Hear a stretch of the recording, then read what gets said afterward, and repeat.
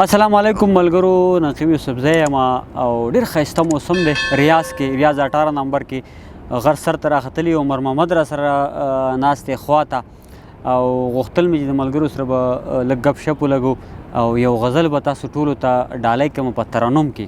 عمر محمد: خبرې مې د زړه خولې له راتلې پاتې کېدې، خبرې مې د زړه خولې له راتلې پاتې کېدې، د شونډو په سرونو مې ګلې پاتې کېدې، د شونډو په سرونو مې ګلې پاتې کېدې.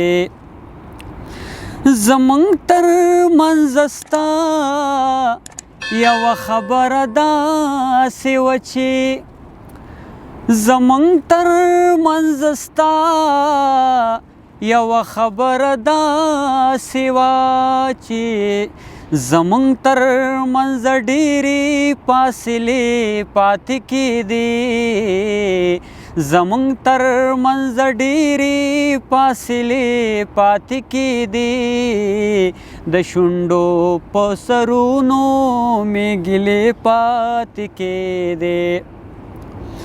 غرمه وه تودې شګې د عربو وې ګرمي وه، غرمه وه تودې شګې د عربو وې ګرمي وه، مزدورم په ګریوان به مې خولې پاتې کېدې، مزدورم په ګریوان به مې خولې پاتې کېدې، د شونډو په سرونو مې ګلې پاتې کېدې.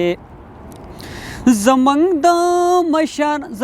د پښتنو د مشرانو زړونه غټو، زمونږ د پښتنو د مشرانو زړونه غټو، په زړونو کې لوی حوصلې پاتې کېدې، د شونډو په سرونو مې ګلې پاتې کېدې.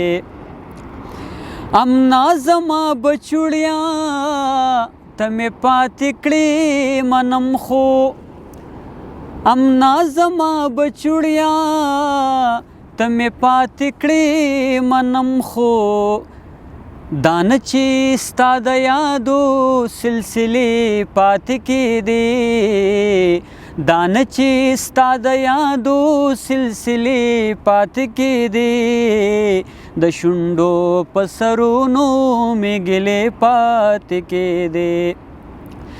د امن داویدار به راغلو بیا خو به رخصت شو، د امن داویدار به راغلو بیا خو به رخصت شو، خو موږ ته به ترې ډېرې کشالې پاتې کېدې، د شونډو په سرونو مې ګلې پاتې کېدې.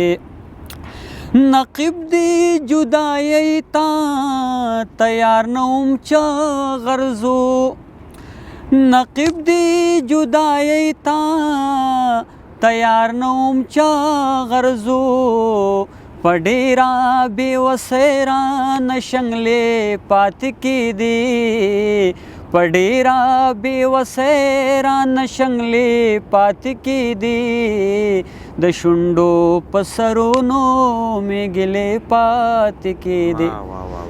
ډېره مننه، خوشحاله اوسئ ملګرو. دا کیمره لږ وګرځېده به لاس یې راله درد راوستو ځکه چې وزن و. او مرمما ته څه وایي ملګرو ته؟ زه څه وایم، الله دې په موږ ټولو خپل رحم وکړي او بس. ډېره مننه ملګرو، ډېره زیاته مننه. خوشحاله اوسئ، زما دا ویډیو در سره شیر کړئ او چینل سبسکرایب کوئ، چینل سبسکرایب کوئ.